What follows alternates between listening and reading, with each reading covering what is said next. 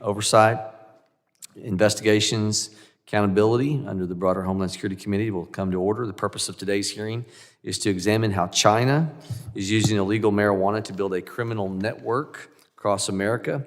Without objection, the chair is authorized to declare the committee in recess at any point. I now recognize myself for an opening statement. Today, the Oversight, Investigations, Accountability Committee is holding this hearing on how the use of illegal marijuana as tied into the criminal network tracing to China is impacting the United States.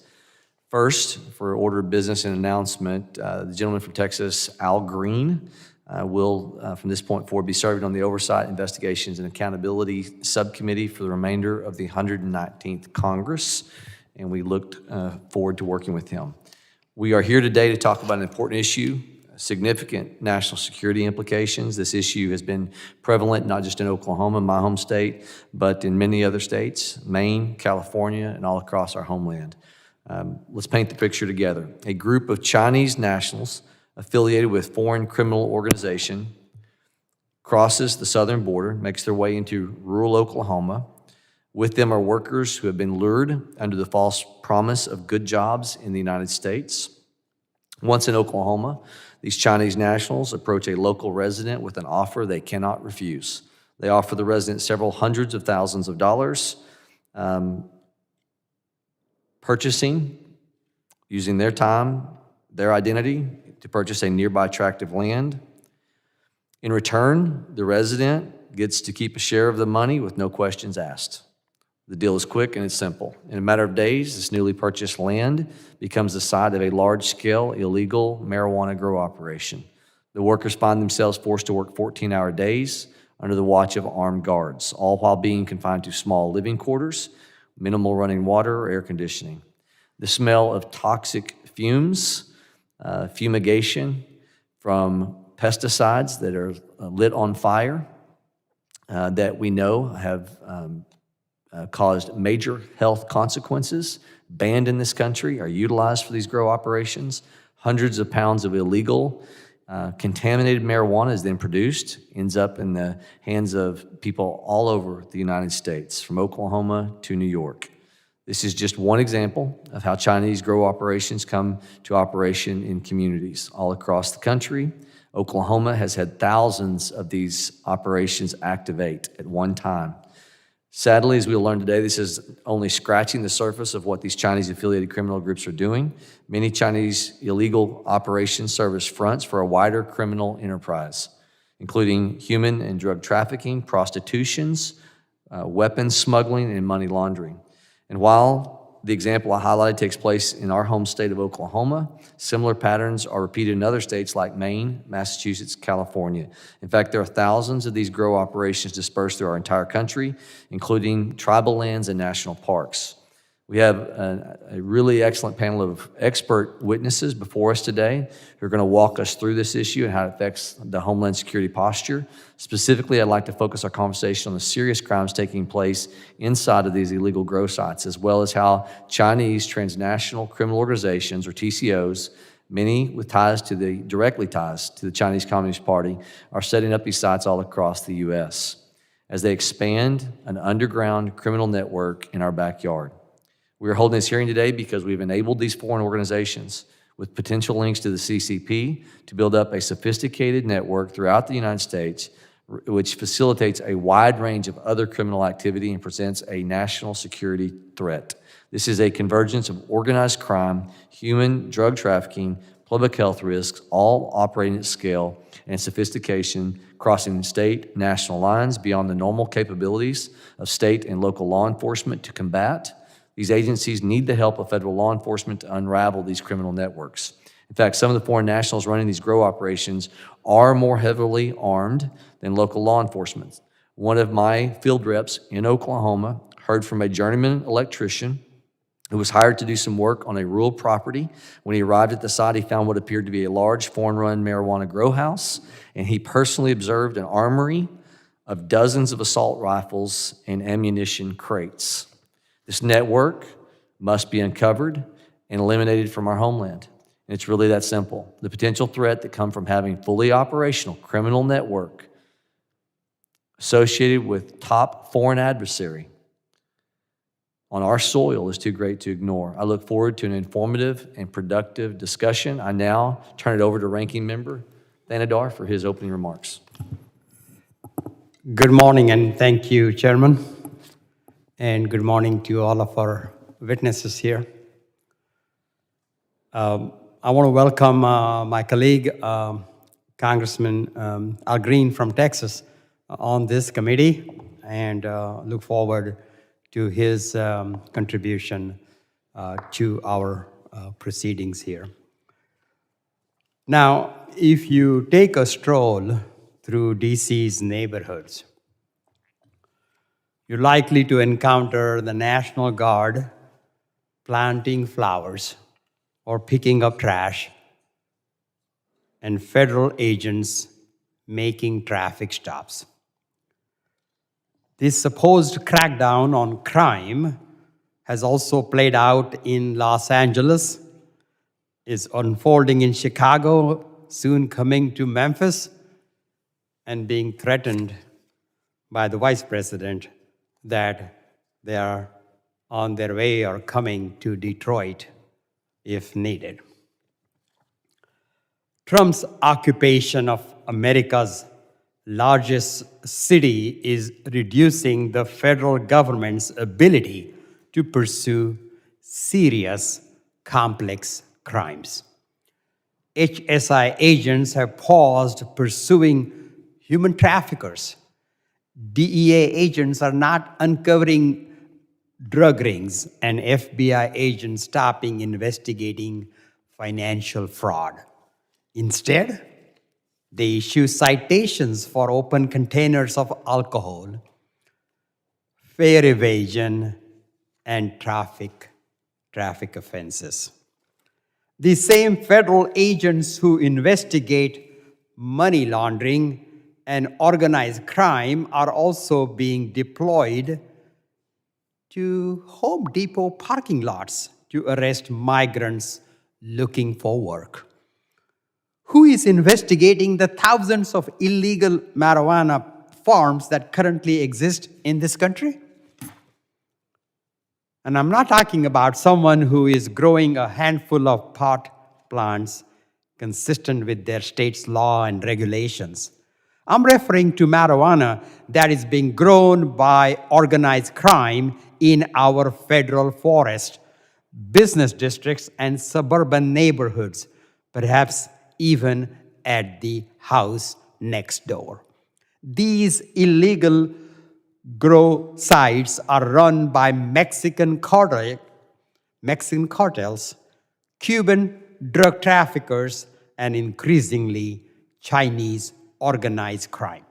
Just a few months ago, in my home state of Michigan, local law enforcement arrested 4 Chinese nationals after discovering over 5,000 marijuana plants worth around $5 million in a warehouse. The billions of dollars in proceeds from illegal marijuana help finance China's Belt and Road initiatives, a plan to wrestle global influence away from the United States through foreign investment in developing nations that the Trump administration has cut aid to. The illegal marijuana proceeds also fuel Mexican cartels that traffic deadly fentanyl to the United States. The marijuana black market is riddled with human trafficking, human smuggling, and forced labor. All too often, migrants are lured to farm with the promise of decent work. Once they arrive, their identification is taken away, and they are forced to work 16 hours a day and live in substandard conditions. Illegal marijuana cultivation sites are also stealing our scarce resources, such as water and electricity, while poisoning public lands and banned toxic chemicals and pesticides. Illegal marijuana farms are a threat to our national security, human rights, and the environment. The federal government has had some successes through the organized crime, drug enforcement, and task force. For example, in January 2024, a federal jury found 2 Chinese nationals guilty of possessing and distributing marijuana. Over a 7-month period, they shipped 56,000 pounds of marijuana from Oklahoma to the East Coast. In June 2024, the Justice Department charged associates of Mexico's Sinaloa drug cartel for conspiring with groups linked to Chinese underground banking to launder drug trafficking proceeds. Despite these wins and others, the Trump administration has proposed eliminating funding for the OCDETF. I am leery that OCDETF is being replaced with Homeland Security Task Force that will further elevate immigration enforcement at the expense of other law enforcement missions, including those best suited to tackle illegal marijuana. The multifaceted threats posed by illegal marijuana farms run by organized crime require a coordinated national strategy and the resources to carry out that strategy. I look forward to hearing from today's witnesses about the resources required of the federal government to snuff our illegal marijuana. Thank you all, and I yield back, Mr. Chair. The ranking member yields. Thank you to the other members of the committee. We are reminded that opening statements may be submitted for the record. I'm pleased to have a panel of witnesses, expert in their field, before us today to speak to this very important topic. I ask that our witnesses please stand and raise their right hand. Do you solemnly swear that the testimony you give before the Committee on Homeland Security of the United States will be the truth, the whole truth, and nothing but the truth, so help you God? Let the record reflect the witnesses have answered in the affirmative. Thank you, and please be seated. I would now like to formally introduce our witnesses. Mr. Donnie Anderson is the director of the Oklahoma Bureau of Narcotics, a native of Oklahoma. He has served in law enforcement for nearly 3 decades. Mr. Paul Larkin is a senior legal research fellow at the Heritage Foundation. He has worked in the federal government at the Department of Justice and the EPA's Criminal Investigative Division, as well as the private sector as a public policy researcher. And our third witness, Mr. Chris Urban, is a managing director of Nardello & Company, a global investigations consulting firm, and previously served as a special agent, senior official at the Drug Enforcement Administration for 24 years. Thank you to all the witnesses for being here today. I now recognize Director Anderson for 5 minutes for his opening statement, and I think that you traveled the longest from Oklahoma, Mr. Anderson, to be here. Thank you for being here. Thank you, Mr. Chairman, ranking members, and members of the committee for inviting me to participate in today's hearings and your interest in Chinese-owned marijuana farms. This topic is not of only a public safety interest, but also the interest of America's national security. My name is Donnie Anderson. I am the director of the Oklahoma Bureau of Narcotics. I've dedicated over 34 years of my life to public safety and drug enforcement in the state of Oklahoma. I can say without hesitation that the impact of black market marijuana in Oklahoma is unlike anything I've ever encountered in my career. What is even more alarming is the growing influence and involvement of the Chinese Communist Party in this illicit industry. Please understand that what I share today represents only a fraction of the broader threat we face.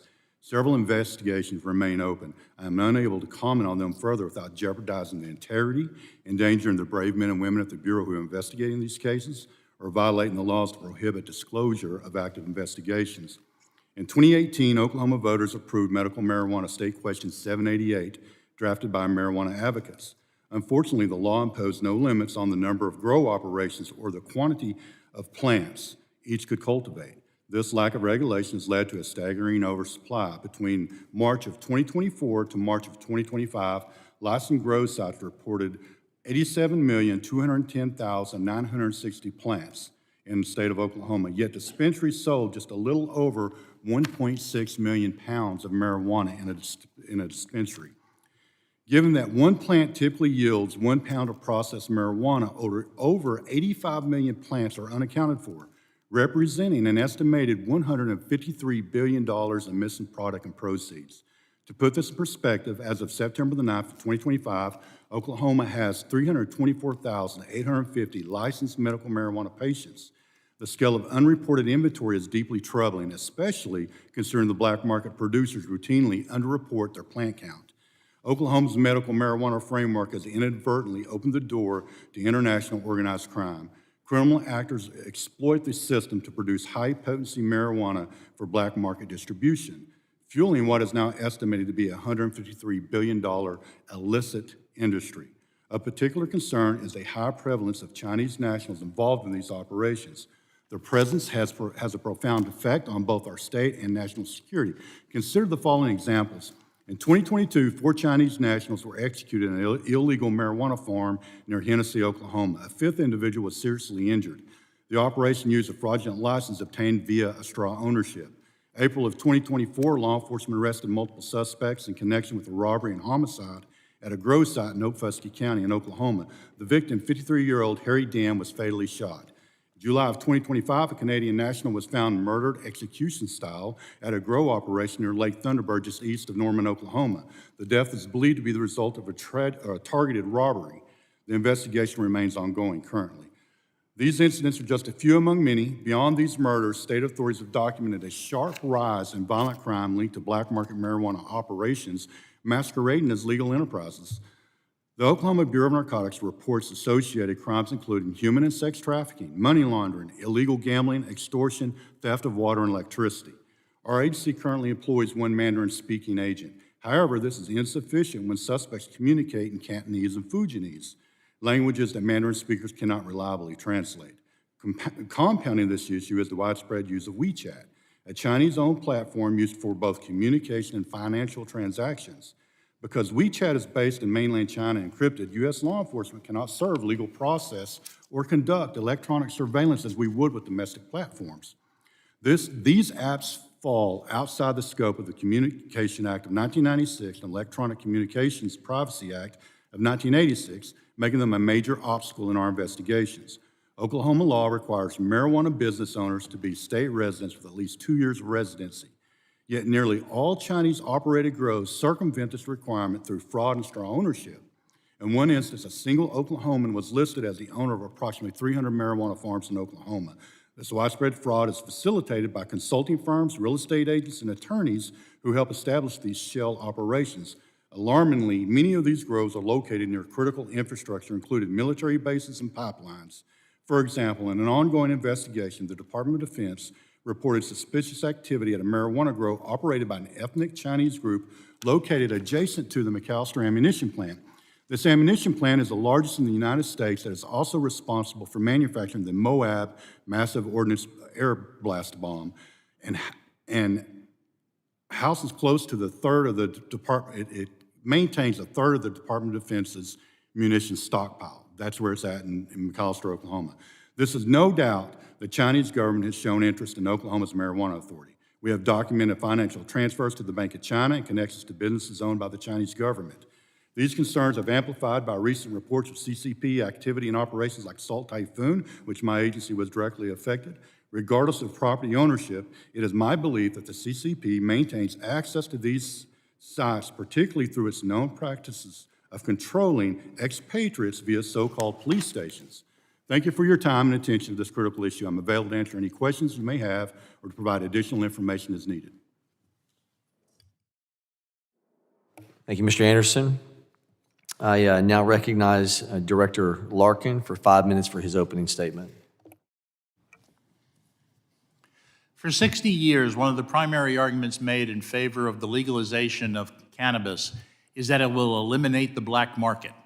The rationale given was that people would prefer to avoid criminal prosecution for using cannabis, and they would like to purchase it from a store with a quality reputation and a quality product.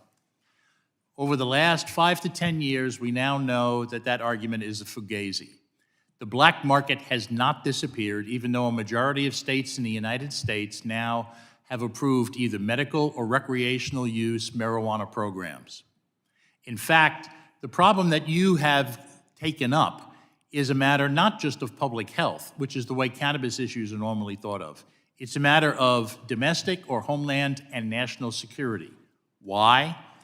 The businesses that we see across the nation selling cannabis for medical or recreational purposes are not run by 50s-era beatniks or 60s-era hippies. They are run by Chinese organized crime with the tacit knowledge and acquiescence by the People's Republic of China and the Chinese Communist Party, two entities that are sworn enemies of the United States. That raises a clear homeland and national security aspect of this problem that has been under-discussed in all the debates over cannabis legalization. This is a serious problem. According to the Whitney Economics Organization, the cannabis market is a $100 billion industry. 75% of it is the illegal market, and 2/3 of the cannabis sold in the United States is grown domestically. So we're talking not just about somebody who is growing 5 plants in a home in connection with, and as authorized by a state law. We're talking about people growing massive quantities who are part of an organization that has nothing but the worst interests of people in our neighborhoods in mind. I mean, the existence of this black market is recognized by numerous parties. Senator Joni Ernst and 49 other members of Congress sent a letter to then Attorney General Merrick Garland asking him to look into this. There have been numerous other organizations and think tanks that have written about it. And there are beaucoup media stories, written, print, or in the TV media on this. They all agree that this is a serious problem because it is not simply the illegal distribution of controlled substances that is at issue. It is all of the associated crimes that occur. As the ranking member pointed out, we'll see money laundering, human trafficking, prostitution, fraud, and various types of violent crimes, including homicides, as my colleague has pointed out. All of these damage our local communities. But it's not just that. The money that Chinese organized crime made from illegal fentanyl sales has helped underwrite their cannabis business in the United States. And the money that they make in the current operations can be used to spread those operations into other states and other areas, as well as for other purposes that do not have the best interests of the United States in mind. Now, if this were just simply a small-scale matter rather than a coast-to-coast matter, it might not merit the attention of anything other than the legislatures, the executive branch, and law enforcement in those states and neighborhoods. But it is, in fact, from coast to coast, from Maine to California. And Oklahoma, which is probably halfway between, has seen a very serious problem, as for the reasons my colleague gave, because there is unlimited grows allowed in that state. Now, as I mentioned before, this is not simply a problem of domestic people that have broke bad. The Chinese organized crime elements are working with the tacit knowledge and acquiescence of the PRC and CCP. Now, the law does not require a formal agreement amongst those parties in order for them to be held criminally liable. As I have explained in some of my writings, the conspiracy laws allow someone to put together a case based on various types of circumstantial evidence, of which there is an ample amount here. What we have is a national problem involving a drug that, unfortunately, is seen as being milder in some ways than others, and pharmacologically, in many respects, it is. But cannabis is very harmful if you use it on a long-term basis or in very serious doses. I am glad that you're holding this hearing, and I'm glad to answer your questions. Thank you, Mr. Larkin. Mr. Urban, you are now recognized for your 5 minutes. Committee Chairman Garbarino, Committee Ranking Member Thompson, Ranking Member Thanadar, and distinguished members of this subcommittee, thank you for the opportunity today to address you on the growth of Chinese organized crime in the United States and the role of marijuana cultivation and distribution in facilitating that growth. During my 24-year career, with the DEA as an agent and executive, I saw firsthand the damage done by transnational criminal organizations, TCOs, and the increasingly significant operations of Chinese transnational criminal organizations. Over the last 5 years of my career, I led a team at DEA's Special Operations Division, SOD, dedicated to an operation called Project Sleeping Giant, which sought to understand, identify, target Chinese organized crime operating in the United States and abroad. We were particularly concerned about the rise of Chinese money laundering networks, which have transformed narcotics trafficking by offering dramatically lower rates, lower risk, and quicker return of funds than the networks that had previously laundered those funds. Project Sleeping Giant's objectives included understanding the Chinese organized crime threat, developing intelligence on it, and designing enforcement operations to mitigate it.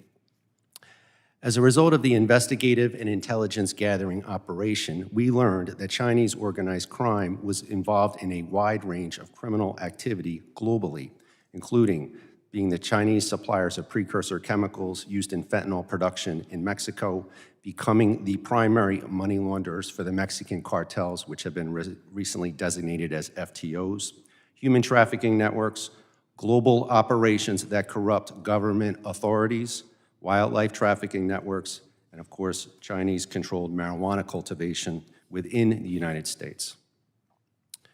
So what have the Chinese money launderers done with the proceeds of their criminal activity?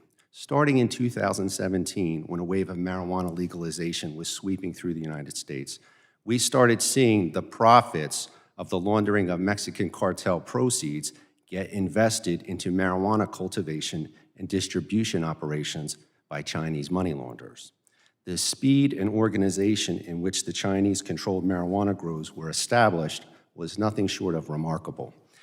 As the Chinese money launderers provided the funding for the grows, trafficked Chinese citizens into the United States to live at the grow locations, tending to the plants on a 24/7 basis. They then trafficked the marijuana to cities for sale. All of this happened seamlessly. It was extremely well organized because it was being managed by Chinese organized crime and Chinese money launderers at the leadership and command and control level. What is the best way to combat the threat? First, there is a critical need for local, state, and federal officials to recognize that activities including Chinese marijuana grows and distribution operations are not just weed cases. They are harmful in and of themselves, and they also help fuel Chinese money launderers and organized crime-linked activity, such as human trafficking, fentanyl distribution, and other dangerous, harmful activities. These cases should be prioritized as they are linked to the larger criminal networks. State and local governments individually do not have the necessary resources and authorities to attack and dismantle Chinese marijuana trafficking networks. State and local governments typically lack the subject matter experts, language skills, data scientists, confidential sources, and other law enforcement capabilities that are needed to address the threat. Federal funding, coordination, and authority combined with state and local resources, intelligence, and their authorities is desperately needed. It is essential to use the federal racketeering, money laundering, continuing criminal enterprise prosecutions to target the leadership and command and control levels of these operations, similar to what we did in the late 80s and 90s against Italian organized crime. For organized crime leaders, Chinese organized crime leaders need to understand that the federal government will aggressively target them with severe consequences. Using other federal authorities to target the related crimes such as human trafficking, money laundering, tax evasion, mortgage fraud, as well as state and local laws and regulations governing the cultivation operations themselves and those governing land, power use, and water violations will have a material impact. Lastly, even at the federal level, specialized task forces are needed to effectively target Chinese money launderers, Chinese organized crime engaged in marijuana trafficking activity. A fully funded intergovernmental platform will allow for law enforcement to better identify the criminal networks and dismantle them state by state. Congress can play a vital role in providing resources, incentives, and authority to the federal government. Thank you for the opportunity today to engage in this conversation. Thank you, Mr. Urban. Members will be recognized by seniority. 5 minutes of questioning. Additional rounds of questioning may be called after all members have had the opportunity. I now recognize myself for 5 minutes of questioning. Director Anderson, can you describe how Oklahoma has become a hotbed for illegal marijuana grow operations? And can you put that in the context as it is compared against the other 49 states? Well, what happened with Oklahoma was, one, Oklahoma is a very rural state, has a lack of resources when it comes to public safety. We also have very cheap farmland. We also have the most liberal marijuana laws in the union. So whenever Oklahoma enacted the medical marijuana statute that we passed, it opened up Pandora's box for Oklahoma. So what you had a very organized group of Chinese nationals who actually, this isn't just in the US, they're global with what they're doing, but they own the market of marijuana. They actually took a market that was the #1 cash drug crop for the cartel, and they own that, and they've owned that for several years now.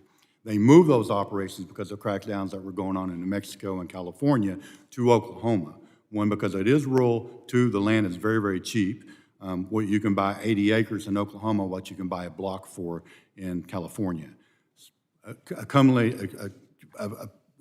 With our laxed laws, that is exactly what happened in Oklahoma. Mr. Urban, you mentioned a minute ago, if I remember hearing you correctly, that $300 billion is what you all have seen is the 2025 number of illicit marijuana being moved across the United States. Did I understand that stat correctly, $300 billion? I believe that's correct. It was in my written statement. So I believe the time period, it's a massive amount of money. In tandem with what Mr. Anderson is talking about, when they're looking at the amount of plants in Oklahoma, compared that they have registration on, compared to what they know they're able to produce, and what's been unreported, Oklahoma alone believes they have a $150 billion per year illicit marijuana industry. To put that in context, the state budget of Oklahoma to run all areas of governance from the state level in Oklahoma is $13 billion. 10 times the state budget is the illegal activity of marijuana, and it's why it's sadly become, and I hate this for my state, a leading exporter of marijuana in this nation. Illegal marijuana export. It's almost half of the number that I think that the DEA is looking at. And it's just astounding. Director Anderson, what kind of response are we getting in Oklahoma in terms of knowing that what's opened this thing up? What do you think that it's going to take for the average person in Oklahoma to realize this is such a problem and that this is not something that we can, as you cite the homicides at Hennessy, we've got McAllister Ammunition Plant, that there's some activity adjacent to it, where 1/3 of all munitions for this country come for, in McAllister, Oklahoma, the congressional district that I represent, munitions for our national defense, and Chinese nationalists adjacent to it, there's some concern about illicit activity. What is it going to take for Oklahoma, for the grassroots that ultimately manifests itself, where the legislature then makes some changes? What does the law enforcement have to do to get the attention of Oklahoma officials? Thank you for the question. I wished I knew the answer to that because I've been trying for 5 years. I will say we are starting to gain traction now as far as global or nationwide what's going on in Oklahoma, because literally what's going on in Oklahoma, whenever I talk about the 85 million pounds that's unaccounted for, that's going across the U.S. And understand that's what we know is there. There's no telling how much that really is, because if we know there's 85 million unaccounted for, is there another 85 million or 100 billion that we don't know about? Because typically when we go into these operations, they don't have metric tags on them. They tag a few. You may have 30,000 plants, and they may have 1,000 of those tagged. So there's a lot more that's not tagged than there is tagged. But I do think we're making some headway as far as letting people know what's going on. And for me, this isn't about, I want to be very clear, this isn't just about marijuana. I'm not talking about mom or pop operations or even about people who utilize marijuana for whatever medical purpose they use it for. I'm talking about real organized transnational criminals who do not have our best interest at heart. When I say our best interest, I'm talking about the American people as a whole. So that is my biggest concern with what's going on with this whole catastrophe in Oklahoma. For his 5 minutes of questions. Thank you, Chairman. Look, drug cartels and criminal organizations, including those from Mexico, Cuba, and China, are illegally cultivating marijuana across the United States. They are often disguise their illegal operations by hiding in states where law-abiding growers operate. But these illegal marijuana grows are dangerous. They rely on human trafficking for cheap labor and sexual exploitation. They steal water and energy from surrounding communities. They sow the grounds with pesticides and chemicals that seep or run off into our water. And they spray the marijuana with chemicals that end up being consumed by people here in the United States. Mr. Urban, how should the federal government respond to illegal marijuana cultivation, especially when it comes to combating international criminal organizations that are operating across the United States? What does a whole of government approach looks like from your experience? So from my experience, sir, I mean, you laid out all the variety of crimes and activity that was taking place in these cultivation areas. I think it's very simply, we need to mandate a solution from the federal government. We need to provide the funding, for example, Mr. Anderson in Oklahoma. What I would suggest is we need to target the network and defeat the whole network. So you can use Chinese organized crime as an example, but you could also lay other organized crime elements in this, but we'll stick with Chinese organized crime right now. Federal funding, a task force that would target that entire network operating in the United States abroad. The funding is expensive for personnel and overtime, as Mr. Anderson would probably attest to. There's air and land assets that you need, but we need a federal task force comprised of DEA, HSI, FBI to include their counterintelligence side, because there is an counterintelligence component to this. IRS, Fish and Wildlife, and then again, successes that we've had in the past, partnering with state and locals who have the expertise and intelligence and know-how on the ground and using their authorities. It's a national security issue. The task force funding would employ essentially a platform of these federal agencies combined with subject matter experts, translators of various Chinese dialects in this example, data scientists and targeters, funding to recruit confidential sources, and also coordination with state and local prosecutors. The mandated task force would target them with federal prosecutors as well. Thank you. Thank you, Mr. Urban.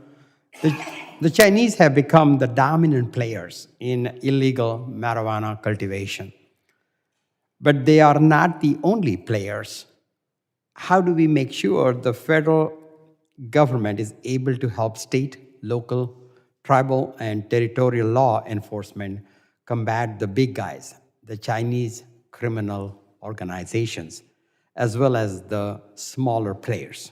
Look, in Michigan, earlier this week, a 50-year-old man was arraigned on charges of tax evasion related to an illegal marijuana grow operation that he ran for 2 years. When his home was searched, police found more than 1,000 marijuana plants and 50 pounds of processed marijuana. Just 2 months ago, Michigan State Police seized more than 10 million worth of marijuana at an illegal marijuana grow operation. That grow operation was in a 17,000 square foot warehouse situated on 19 acres. And in June, 4 Chinese nationals were arrested in Michigan for growing $5 million worth of illegal marijuana. Mr. Urban, clearly illegal marijuana grow operations are profitable business, and they are hidden in plain sight. What obstacles do federal, state, and local law enforcement face when trying to combat illegal marijuana grows? What can Congress do to help find, prosecute these farms and those who operate them? So great question. And continuing on from the first question, the establishment of this task force would be paralleled by federal and state prosecutors that would utilize, like I mentioned earlier, the racketeering, continuing criminal enterprise, and money laundering laws to target command and control leadership at the highest levels in terms of the organized crime groups, the Chinese operating in this area. The task force would also have tactical ability to move from state to state and enforce the law. Thank you, Mr. Urban. My time is up, and Chairman, I yield back. The gentleman yields. I now recognize Ms. Green from Georgia for her 5 minutes of questioning. Before my 5 minutes, Mr. Chairman, I ask unanimous consent to enter for the record this article, Triad Weed, How Chinese Marijuana Grows Took Over Rural Maine. This is an article that highlights how Chinese TCOs are basically taking over Maine via these illegal grow farms. Without objection, so ordered. Thank you, Mr. Chairman. According to, I apologize, CBP encountered record numbers of Chinese nationals crossing the border under the previous Democrat administration. During the last 4 years, there were over 170,000 Chinese nationals who were encountered nationwide, most of whom were caught crossing between the ports of entry. This does not include the potential Chinese nationals that are among the 2 million gotaways who completely evaded U.S. authorities are now are roaming American communities. Open border policies have consequences, and America's paying the price. In 2024 alone, there were nearly 79,000 Chinese nations encountered at the border. This is up from an average of only 1,500 a year over the previous decade. The majority of Chinese illegally entering the U.S. were single military-age men. 170,000 people, Chinese nationals, is equivalent to more than 176 U.S. Army battalions, or put it another way, they total more than 35 Army brigades, or nearly 12 divisions, or nearly 4 corps, or 3 field armies. That's how we can translate that, just for people's understanding. According to the DEA, Chinese TCOs have become dominant in the U.S. illicit marijuana market, establishing highly sophisticated multi-state operations. In New Mexico, a recent federal indictment exposed a 25-acre farm, 400-acre cultivation scheme on Navajo Nation lands tied to Chinese investors and recruited labor, resulting in the seizure of more than 260,000 plants, 60,000 pounds of marijuana. The networks integrate profits from cannabis into fentanyl trafficking, human smuggling, and global money laundering schemes, creating significant national security challenges, just as our witnesses have stated today. The American people don't know about this. This is, largely believed, especially in younger generations, that marijuana is a good thing, that it helps relieve stress, helps them sleep at night. And then there's also people that use it for PTSD and have success with it. There's medical uses of marijuana, but the American people have no idea that Chinese transnational criminal organizations are involved and that it's leading to other extremely terrible and dangerous crimes, and fentanyl, honestly. Director Anderson, how do these Chinese-backed illegal marijuana operations run? How, for the regular American, they're going, well, how is a crime organization from China able to run a marijuana farm? These are very, very sophisticated. When I say sophisticated, this is at a level that law enforcement across the nation has never seen before, because they are that sophisticated and that complex. They're layered and they're hidden under many, many layers of LLCs and ownerships. When you begin to look, for example, in Oklahoma, you may have a John Smith who is the owner, the 75% owner of the marijuana grow. And as you dig through that thing, you'll find out that John Smith has never even been to the marijuana grow. John Smith was paid $3,500 to put his name on a license because the Chinese national can't do that in the state of Oklahoma. And that's how that happened in Oklahoma. But you have people in Flushing, New York, and in California that run a lot of stuff across the whole U.S. that may not ever step foot in the state of Oklahoma other than to make a visit every once in a while. But these are very well organized, very sophisticated, and it's not, whenever I talk about this is really a global thing that's going on with the Chinese nationals. If you look at what's going on down in Latin America, what the Chinese are doing down in Latin America, even to the Caribbean, they're building roads. I mean, they're really investing in stuff, but there's a reason why this is going on. Once again, this comes right back to the U.S., to the national security, and what's going on in as well as to Oklahoma. But you're right. I don't think the majority of the people in the U.S. realize what's going on. People in the marijuana industry really hate on me. They think I'm just against marijuana. Right. I'm not. For me, it has nothing to do with marijuana. If someone wants to ingest marijuana, that's their business. For me, it has everything to do with the transnational criminal organizations who are doing things such as trafficking in very large amounts of marijuana.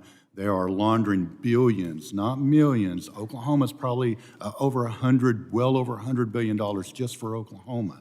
The murders, the sex trafficking, which is probably one of the most deplorable things that we have to deal with. How we treat other humans like this, I just don't get it.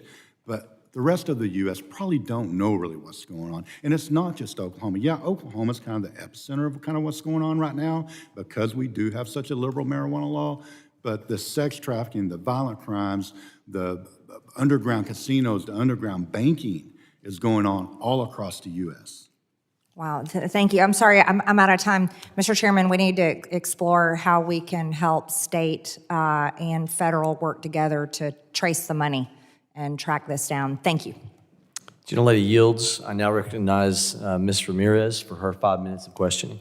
Thank you, Chair and Ranking Member. Before we get started, Chairman, I want to ask unanimous consent to include into the record children of couple taken by ICE in Cicero Road Stop speak out, and what happened to Silverio Villegas Gonzalez. So sorry. I can do it again. Without objection, so ordered. Thank you, Chairman. This is our oversight committee, and I think it's important to use every opportunity here to do the oversight work. I want to thank the panelists that are here, but I need to talk about what's happening here right now all over the country. And I want to start by saying that the Department of Homeland Security is a national security threat. I call it a force terrorizing communities with good reason.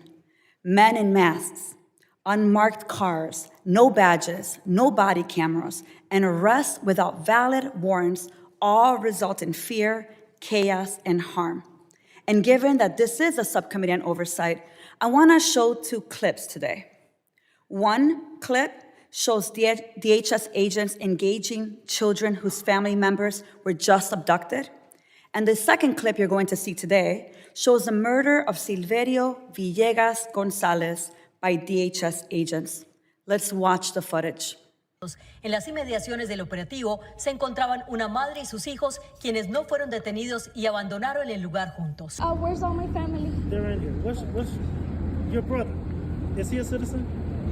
We don't answer questions. If you tell me he's a citizen, we'll let him go.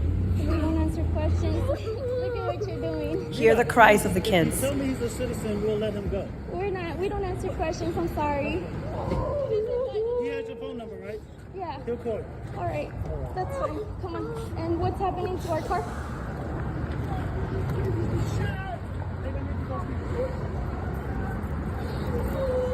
How Can you raise the volume? how am I supposed to take it? You can take it. That's the key. You can take it. Hear the cries. Don't cry. Don't cry, okay? It's okay. Don't cry. Don't cry. Look, this is what I need to understand. I just need somebody to talk to me, okay? It's okay. Listen, I just need somebody to talk It's to me. okay. We're okay. Okay, listen. No. They said they can go out and take the car. Who's the daughter? Is it you or you? All of us. Okay, this is what I need to understand. That's your brother, right? That's my brother. Is he born here, yes or no? We don't answer questions until our lawyers. Listen, ma'am. You gotta go. That's it. I'm trying to help you out here. It's okay. I did it already. We gotta Yeah, go. it's fine. We can talk when our lawyer is here. Don't worry. It's okay. Yeah, it's okay. Come on, don't cry. It's okay. It's okay. It's okay. Video from this morning shows 2 ICE agents conducting a vehicle stop. The agents surround the silver car. The driver reverses the vehicle. The officer on the passenger side can be seen pointing his weapon as the driver attempts to flee the scene. As the car drives away, the agent on the driver's side can no longer be seen in this video. In a different surveillance video, 2 gunshots can be heard as the vehicle drives away. Shot.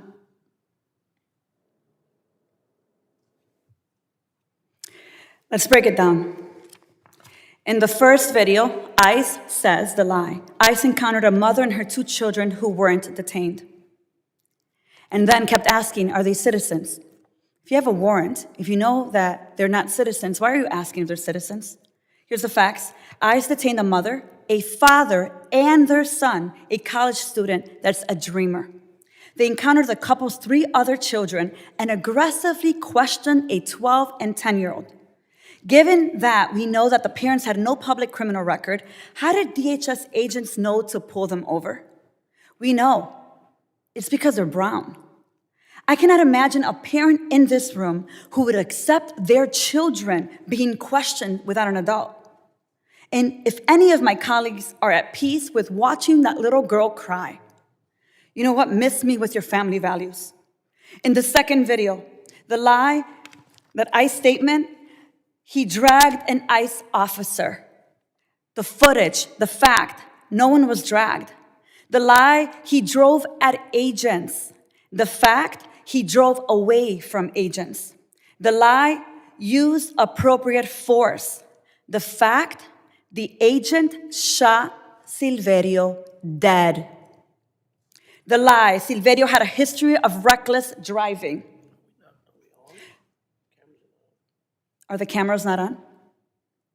The camera should be on. I mean, I know we're filming. The fact is, he had just 1 moving violation in May 2023. A traffic violation should never amount to a death sentence.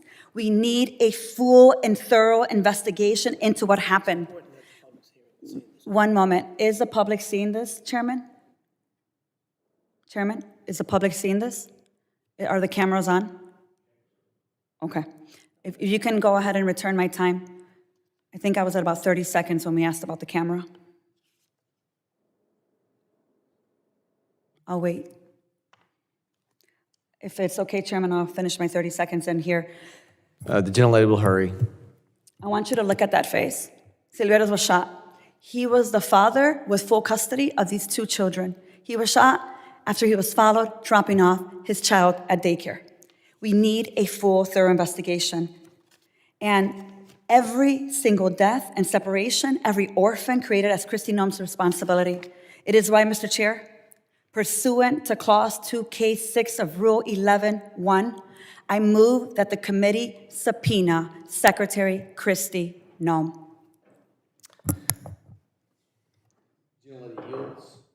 I now recognize Representative Strong for his... Mr. Chairman, I Thank you, Chairman pursuant to McKean, for clause- holding these hearings today. I've already seen how the Mr. Chairman, I need a response to my request of a subpoena. I didn't get a response. Gentlelady will state her motion again. Mr. Chair, pursuant to Clause 2, Case 6 of Rule 11, I move that the committee subpoena Secretary Kristi Noem.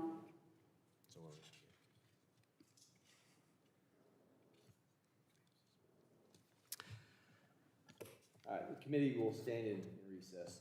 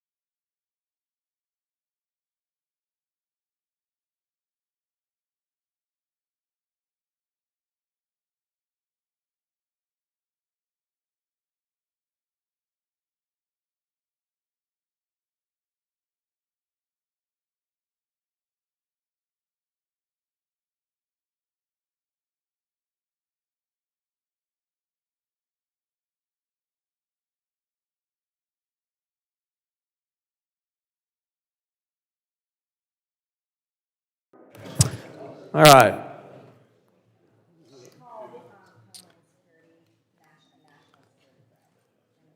Will be in order, resuming. The gentlelady had a motion on the table. Mr. Chairman, motion to table. And the gentleman has now indicated his desire to table that motion. I second. The gentlelady has seconded. All those in favor of tabling the motion signify by saying aye. Aye. All opposed, nay. The ayes have it. I think I have to do it by Mr. motion. Chairman, I request a recorded vote. Recorded vote is requested. Clerk will call the roll. Ms. Green. Aye. Ms. Green votes aye. Mr. Strong. Aye. Mr. Strong votes aye.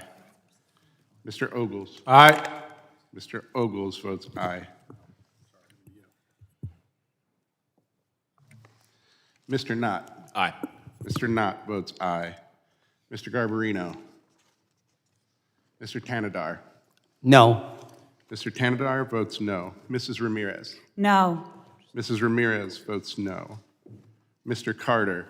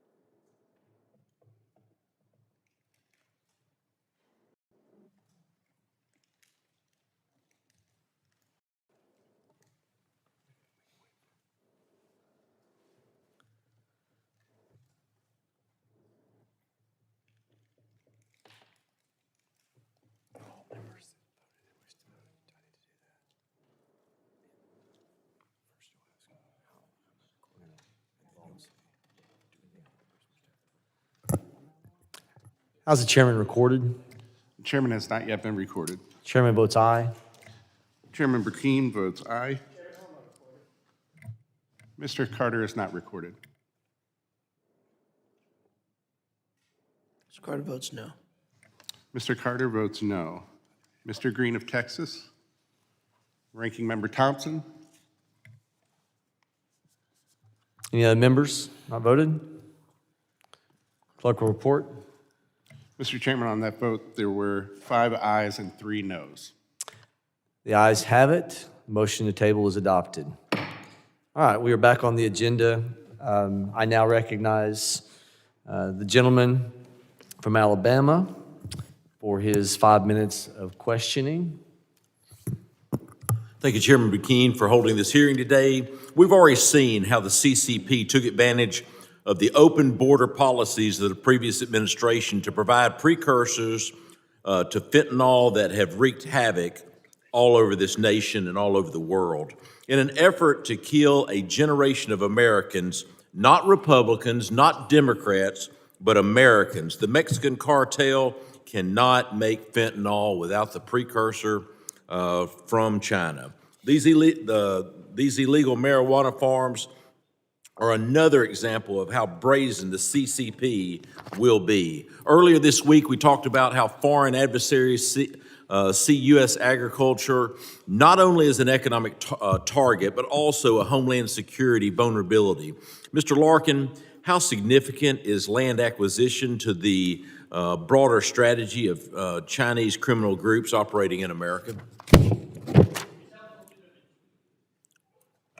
It's helpful to them in 2 very different ways. First, it allows them to use the property to grow illicit drugs, to process them, and then use that site as a distribution point. But it's also possible to do that in places that would allow them to try to use that area for spying on nearby facilities.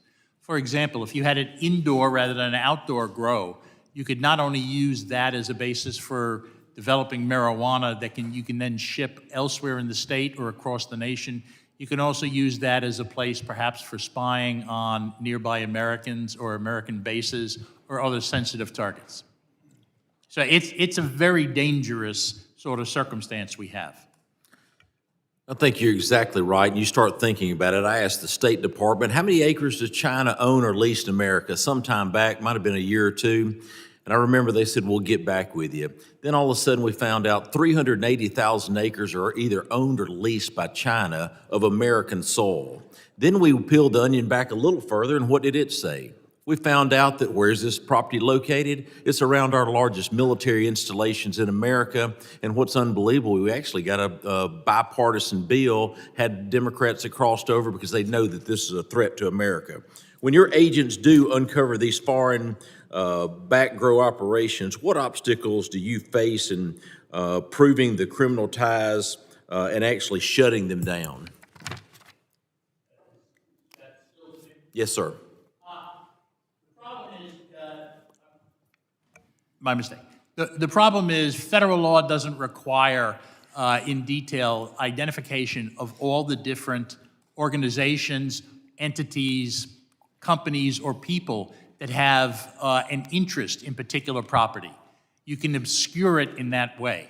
One way this Congress could address this problem is by making clear that you have to identify any and all foreign nationals, particularly Chinese foreign nationals who are potentially associated with the PRC or the CCP as being real parties in interest in either acquisitions of property by purchase or by leasing, so that you can then put the onus on the people who are the property owners as well as the real estate people to make them help the federal government identify when the PRC and the CCP is involved. Thank you, Mr. Larkin. Our national security strategy says China is the only country with both the intent and the ability to reshape the international order. It also calls China the Pentagon's top challenge. While our military has been focused on China for some time, do you think other departments like DHS need to increase their focus on China's influence here at home? I do. I think one of the problems is the American public doesn't understand the role that China plays in the illicit drug trafficking and other activities that are damaging to the nation. Thank you. Mr. Urban, you've spent years investigating transnational money laundering networks. How significant a threat are Chinese networks to our financial system compared to other global actors? Chinese money launderers, their networks, over the last 7 years, they've become the dominant money launderers for transnational organized crime around the world.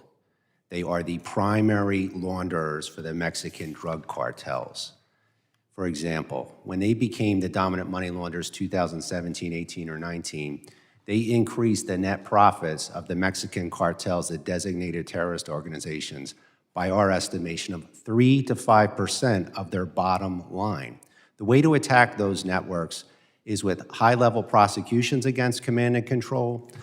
FinCEN several weeks ago came out with additional guidance on compliance, AML, red flag, in terms of Chinese money laundering within the United States. We need to attack it with significant authorities and funding.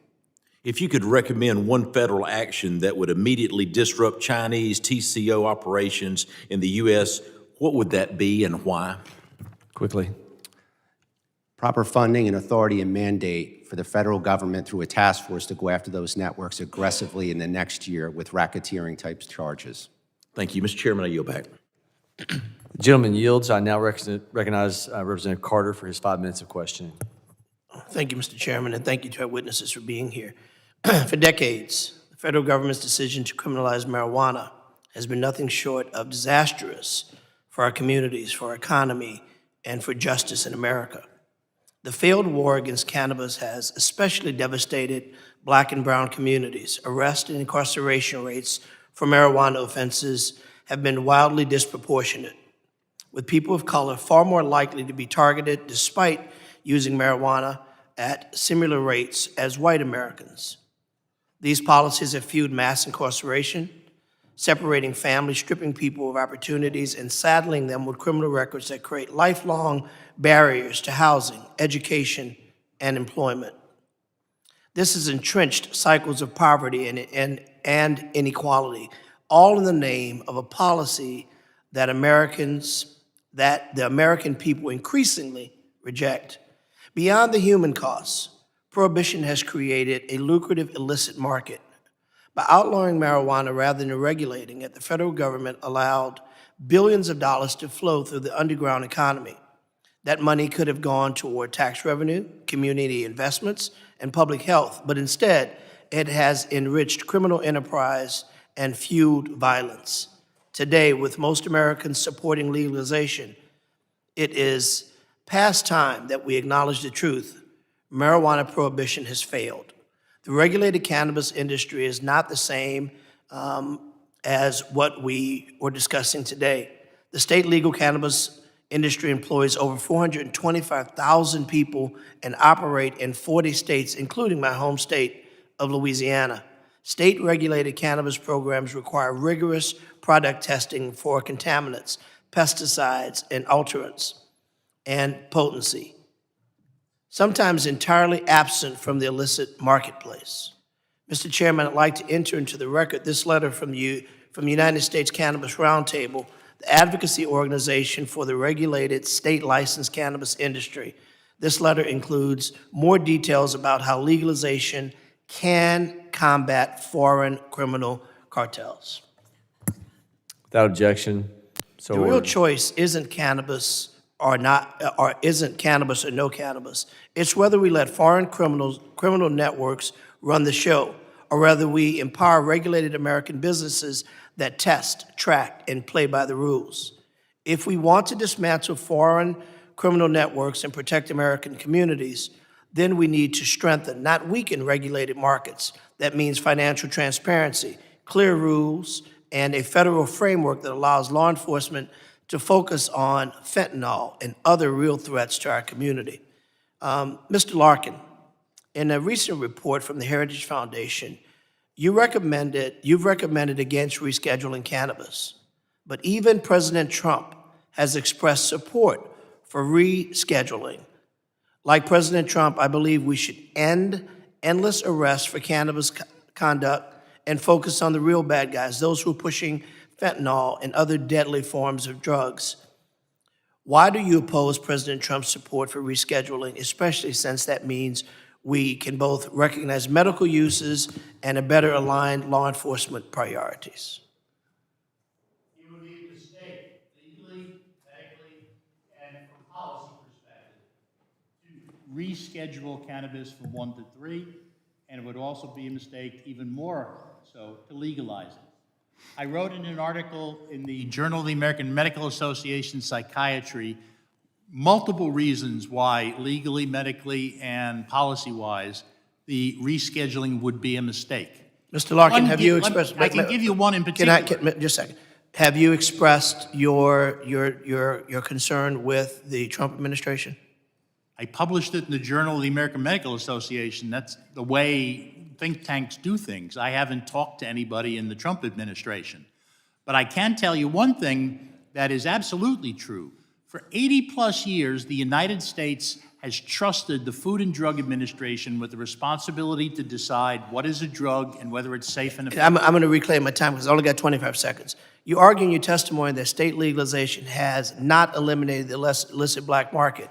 But isn't it true that we have legalized cannabis in most of our states? It remains illegal at the federal level, which is why, despite paying millions of dollars in taxpayer dollars, licensed operators are often shut out of traditional banking services and are forced to operate in cash. When a legitimate operator is shut out of banking, it makes it harder for law enforcement to trace transactions, determine who is compliant and who is not. Wouldn't law enforcement and public safety be better served by a federally regulated system to track the flow of marijuana businesses, processing, and distribution, thus making it clear who the real operators are versus the Chinese who are inundating our communities with marijuana that may in fact be tainted? No. The Chinese will also take advantage of any legally sellable cannabis product. They make money not only from illicit sales, but from lawful sales. And they actually try to focus on states that have medical or recreational programs so that they can have lawful sales, big outdoor grows, and the like. Ask my colleague. The chairman has been very generous. My time is up, but I'll ask you a final question as that part. Is it your assertion that all marijuana should be illegal? Is it your assertion that all cannabis should be illegal, medicinal and or recreational? Yes, because the Food and Drug Just yes or no. Administration. Just yes. No, the Food and Drug No, Administration. I'm replaying my Gentleman's time. time has expired. I now recognize Representative Ogles for his 5 minutes of questioning. Thank you, Mr. Chairman. I ask unanimous consent to submit for the record resolution number 25109 from Siskiyou County, California Board of Supervisors, requesting that Governor Newsom of California proclaim a state of emergency regarding illegal pesticides and illicit cannabis operations. So ordered. So ordered. Now, I want to be clear. The CCP is the existential threat to the United States of America. The CCP has set up operations to leverage cannabis operations, both illegal and, as you say, Mr. Larkin, legal operations in this country. They work hand in hand with the cartels in Mexico to undermine this country.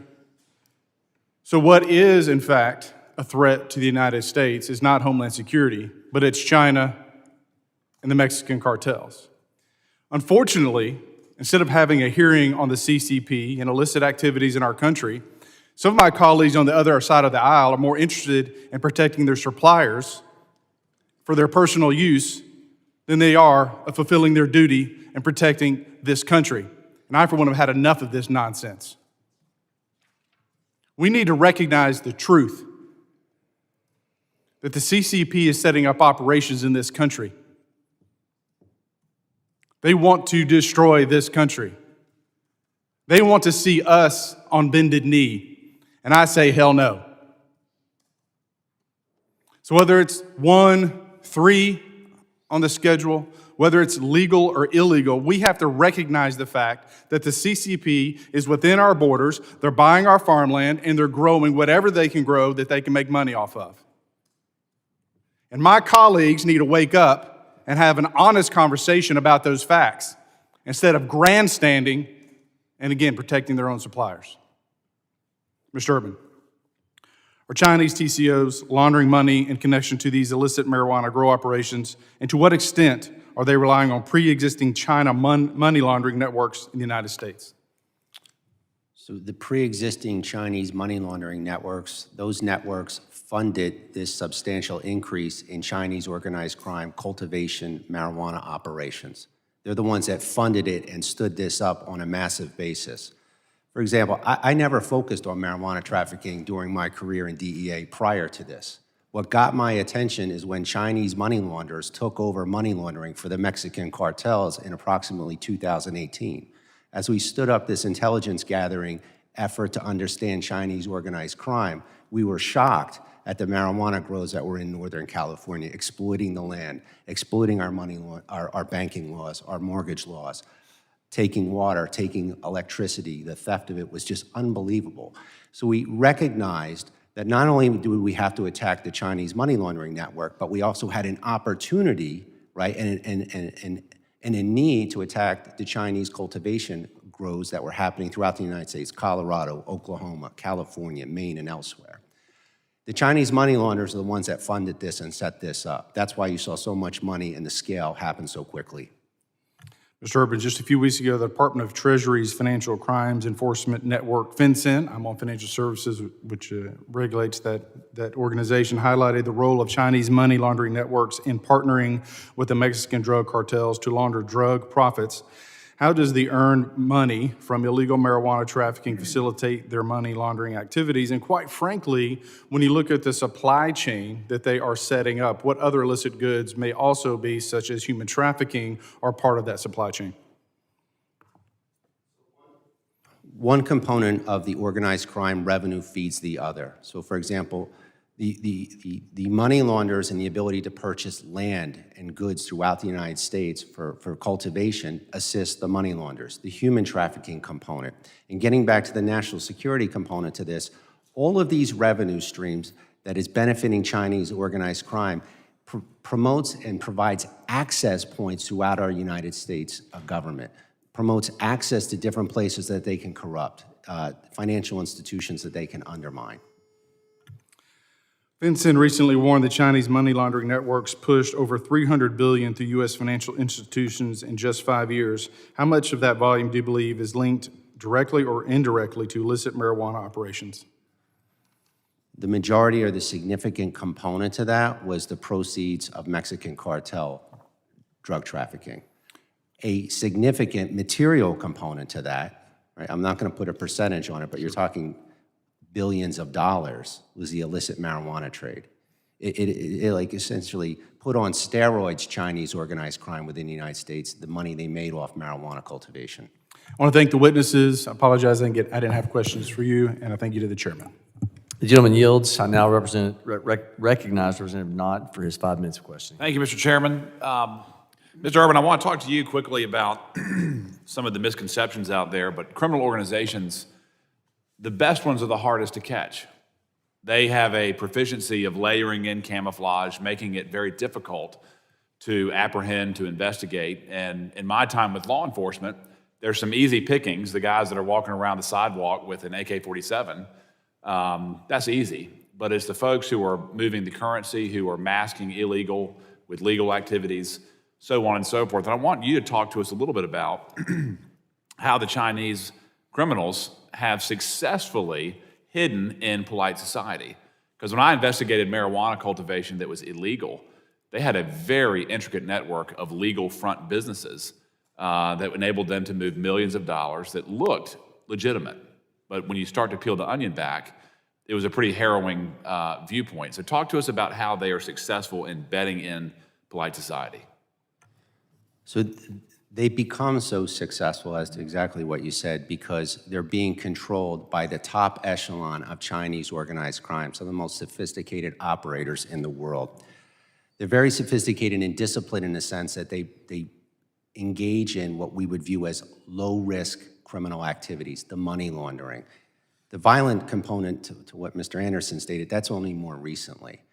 They try to stay away from violence or what would, have federal prosecutors become interested in prosecuting them, hence marijuana trafficking, money laundering, human smuggling. They also rely on this network in the Chinese underground banking system that's been around for years. And lastly, we touched upon this. It's very difficult to recruit confidential sources to engage these networks, and wiretap these networks on WeChat is impossible. Yep. And in terms of the state structures, the state legalities, we were promised if you legalize it, you'll see less illegal marijuana. If you legalize it, there won't be nearly as many incidents with toxicities and so forth.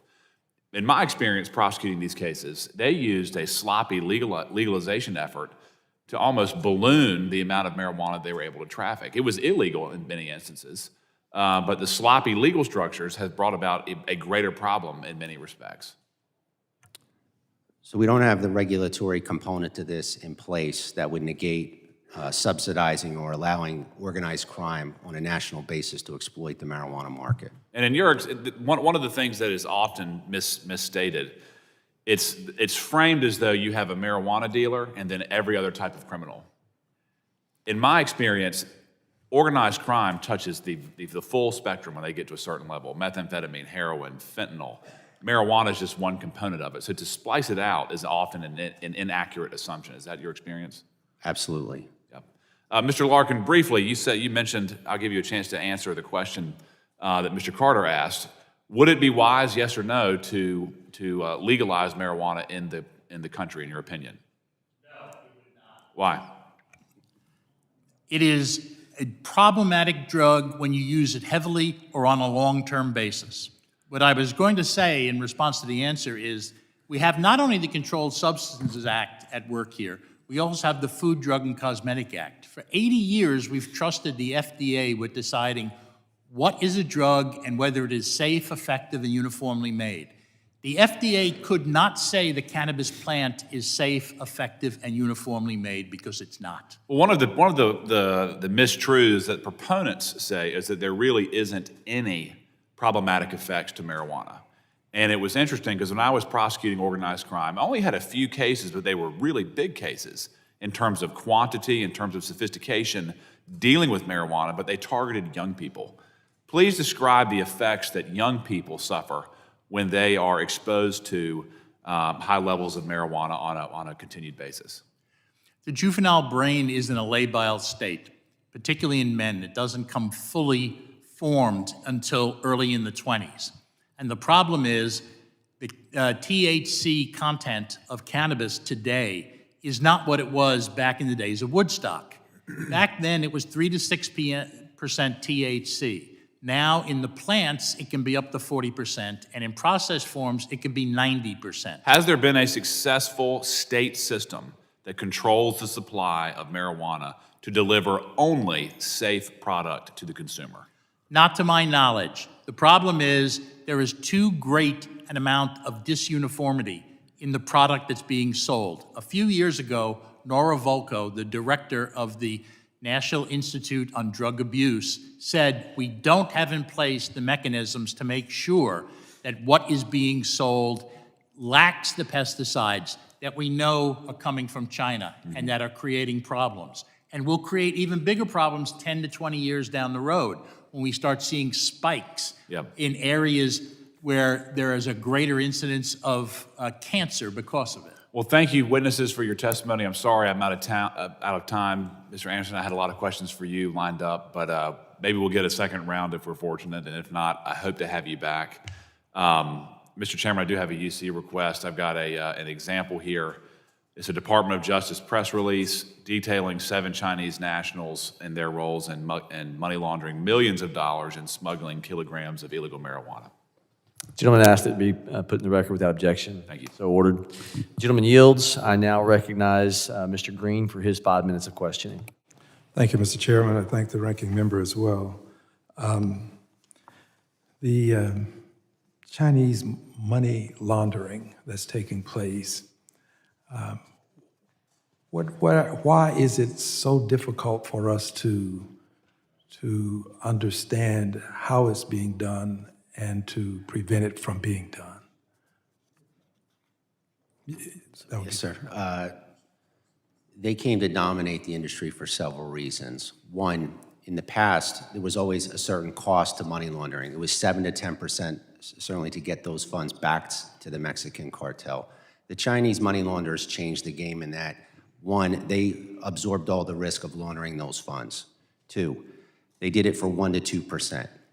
3, the funds that are collected, the bulk cash from sales of narcotics in this country that they take ownership or custody of, they began to sell to Chinese nationals that wanted to invest in the United States. They do this globally with a trusted network with what's called the Chinese underground banking system. And last but certainly not least, they utilize the encrypted app called WeChat, which is controlled and monitored in mainland China, that US law enforcement cannot have any judicial process. We can't wiretap it. So what it allows for is that organized crime network globally to communicate with trust and speed. No other organized crime group in the world has ever had a communication system similar to this. And are they using cryptocurrency? Explain, please. Yes. So certainly in the last 2 years, the crypto component of the money laundering cycle has taken on a much more substantial role. As crypto is being used more and more globally, it's actually taken on more of a role in the money laundering process because the Mexican cartels would like to receive those funds in crypto. So it's part of the process now. How do you recommend we deal with this, given that we now have these electronic transfers? Makes it rather difficult to, I want to stop it. I'm just trying to get a sense from you as experts as to how we can do it. So the networks that exist right here within the United States, those Chinese money launderers on a daily basis pick up that bulk cash. So what we were talking about earlier of this interagency task force that was designed to go after Chinese organized crime with severe penalties such as the racketeering laws should be stood up and funded. That's the first thing. The second thing is, in terms of what we saw last couple weeks ago from FinCEN, that directive to the banking industry to enhance compliance, red flag reporting on the money laundering transactions. And lastly, WeChat itself needs to be impacted. It cannot be utilized by Chinese money launderers on an ongoing basis, again, in this trusted network where they can communicate and move money. The suspicious activity reports are not enough for this large sum of money? It's not enough in the sense that financial institutions, crypto companies, wire remitters need to enhance and increase the suspicious activity reporting and their AML compliance to focus on Chinese money laundering networks. Well, let me just close with this. I'm new to this money laundering, and I'm trying to make sure that I get a better understanding of it. And I believe that my understanding of what's happening in financial services can help me with what's happening here in Homeland Security. Is there any piece of legislation that you would call to my attention that might be helpful? Is there anything that you would have us do in terms of legislation? Over the last 18 months, the Fend-Off Act and the HALT Act were good examples of successes in terms of the legislative process. What I would suggest is this interagency task force that needs to be stood up nationally with the mandate to go after Chinese organized crime, fully funded, data scientists, Mandarin translators, everything that's needed on that task force to attack the network. The second part is the racketeering laws need to be imposed on Chinese organized crime, and there needs to be a legislative or some sort of executive branch solution with the Chinese government when it comes to WeChat, so it's not utilized on a global basis by Chinese organized crime. Again, through legislative process that allows law enforcement to wiretap it, or some negotiated strategy with the Chinese government where they negate the ability of WeChat to be utilized. Yes, sir, if the chair would permit. It's also worth looking into the problem that people are obscuring, as your colleague said, through a lot of different layers of dummy corporations, who the real parties in interest are. We need to start requiring that the real parties in interest be identified before, whenever they are part of Chinese organized crime or a foreign government that is adverse to our interests. Because the easier you make it for law enforcement to try to see who really is owning this property and therefore what's going on at it, the easier it might be for law enforcement to take steps to stop the money laundering and the ultimate activity itself. Thank you, Mr. Chairman. The gentleman yields. If our panel of experts would be willing, given the inability to dive a little deeper, I wish we would have gotten to in the middle of this. There's going to be a few of us that stick around and ask a few more questions. If the panel, if you've got time to expedite this for your sake and ours, I'm going to ask the committee members limit their time to 3 minutes. And so with that, I'm going to go out of order here. I'm going to let Representative Ogles go first. I'll follow through with anybody on the Democrat side, and then Democratic side, and if Mr. Knott, you want to follow him, and then I'll go last, and I'll watch my time because I've got a time constraint. All right, so with that said, Representative Ogles, you are recognized for 3 minutes. Again, thank you, Mr. Chairman, and to the witnesses. Director Anderson, it seems like these illegal grow operations are run by a core criminal element that oversee low-level workers who are often victims of trafficking. Is this an accurate description based on your experience? Yes, sir. You absolutely hit the nail on the head. It is, you have upper management, very well organized transnational criminal organizations, but with that comes every other crime with it, which is the human trafficking, the labor trafficking, the sex trafficking, and the violent crime, and every other crime that follows underneath it. Now, is there, from your experience, a difference that you've seen between the immigration status of the low-level workers versus the higher-level criminals that are actually operating these networks? Well, there's a definite difference between the two. So your high-level transnational criminal organization, your person who's running operations, they look different, they dress different, they drive different vehicles, and then your migrant worker comes in, once again, they look different, they dress different, how they dress, how they speak, to even how they address you, meaning me in law enforcement, is totally different. But there is a big, significant difference between the two. Yes, sir. So is it fair to say, when you look at the complexity of this problem, that the high-level organizers, the traffickers, the low-level individuals that they are using in these illicit activities, they're literally throwaways? That if they get caught, if they get incarcerated, they'll just replace them with someone else? Those are basically what we call victims. That's right.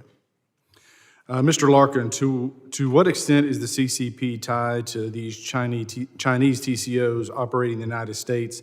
Do you believe that the CCP is aware of the Chinese nationals who leave China to establish criminal operations in the United States? China is the most heavily surveilled nation in the world. It's difficult to believe that the CCP is unaware of people who are engaged in criminal activities in other nations, like what's happening here with Chinese organized crime. And keep in mind, you don't have to prove an affirmative agreement between them. All you have to do is show through circumstantial evidence that the CCP is aware of and is helping out the organized crime measures. If you look at the statements the three of us have submitted, you'll see there are various types of evidence that points to knowledge by the CCP and the PRC of what is going on in Chinese organized crime. And that's the sort of evidence that the Supreme Court has said would be sufficient to justify a guilty verdict for conspiracy to engage in this activity. Well, thank you to the witnesses. Thank you to the chairman. I yield back. Gentleman yields. I now recognize Representative Thanadar for 3 minutes for his questions. Thank you, Chairman. Illegal marijuana grows are a threat. Marijuana grown illegally can be saturated with chemicals and that are dangerous to humans. The money generated by selling illegal marijuana on the black market funds criminal organizations. And the illegal grows bring all sorts of crime and destruction into American communities.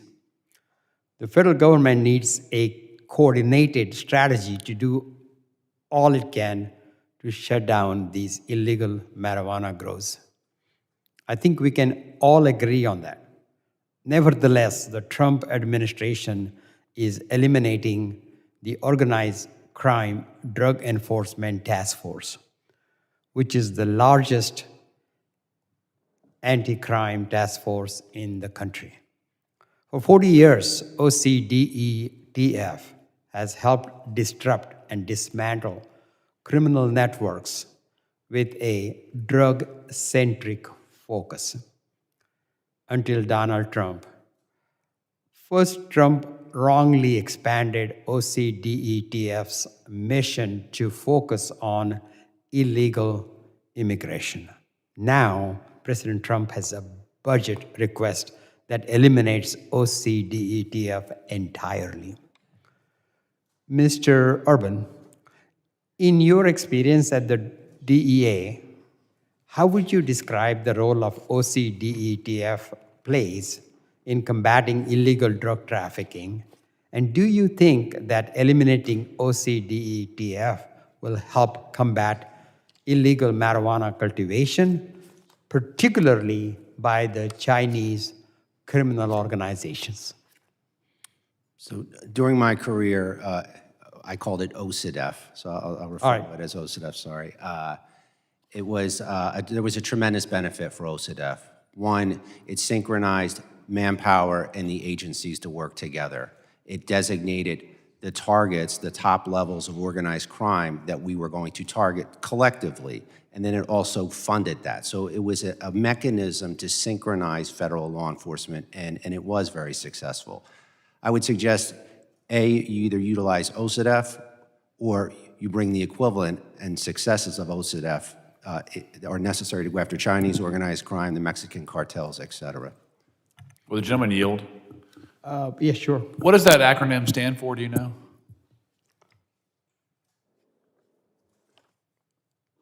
Organized Crime Drug Enforcement Task Force. Thank you, sir. Chairman, I yield back. Thank you. Recognize the gentleman, Mr. Knott, for 3 minutes. Mr. Anderson, I've got a question for you. In terms of your experience in local law enforcement, what effect over the last 20 years plus of your career has international criminal activity had on the local law enforcement community? You. Yep. I'm sorry.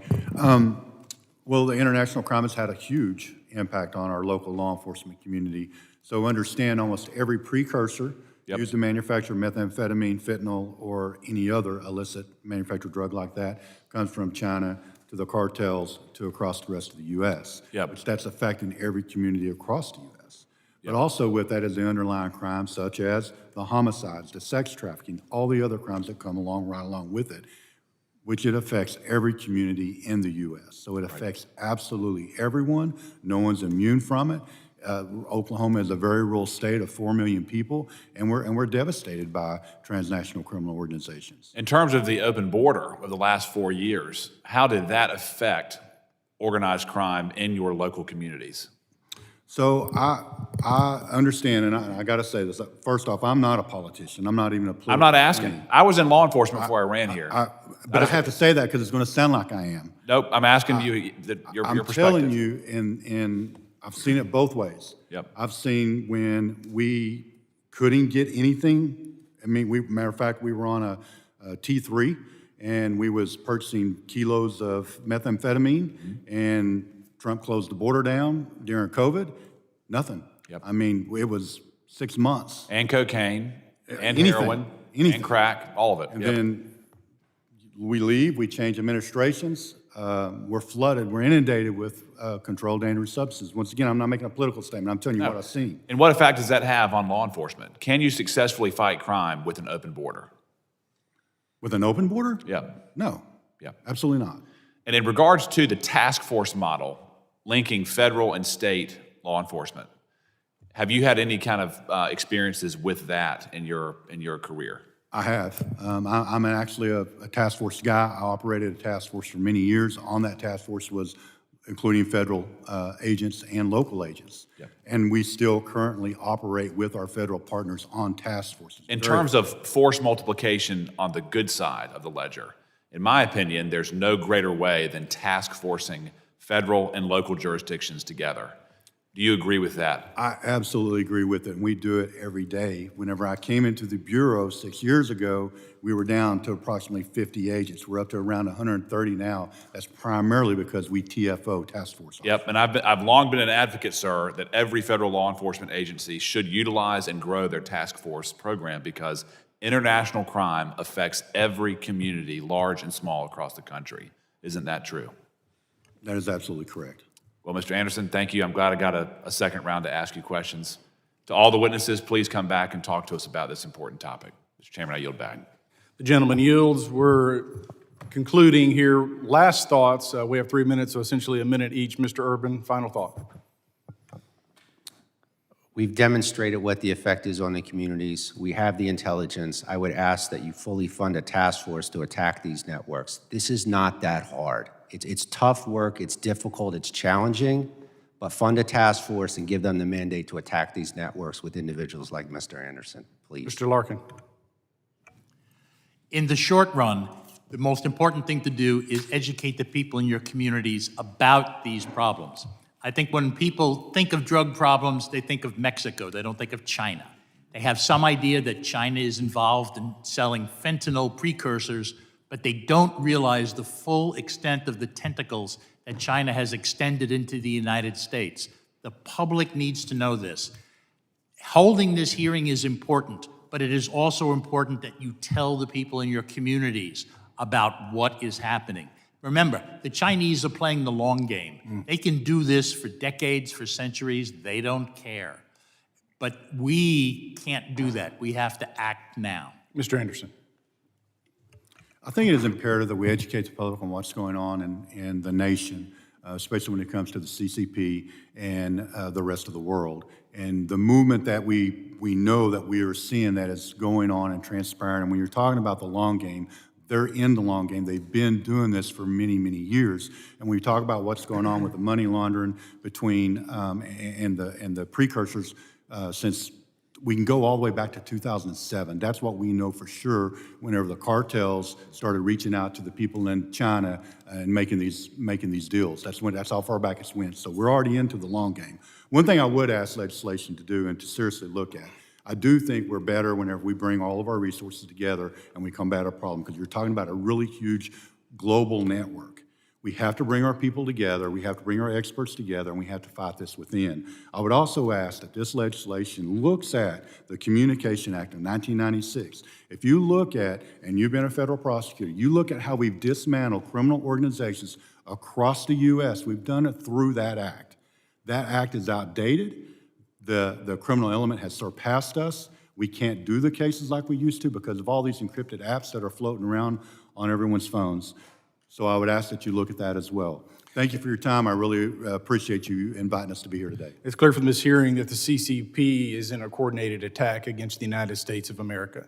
Whether it's through their trafficking network, the cyber attacks, or facilitation of the Mexican cartels, they have declared an asymmetric war on this country. And it's time that we fight back with all the tools and resources that we have at our disposal. I thank the witnesses for their valuable testimony and the members for their questions. The members of the subcommittee may have additional questions for the witnesses, and we ask the witnesses to respond to these in writing. Pursuant to Committee Rule 7E, the hearing record will be open for 10 days. Without objection, we're adjourned.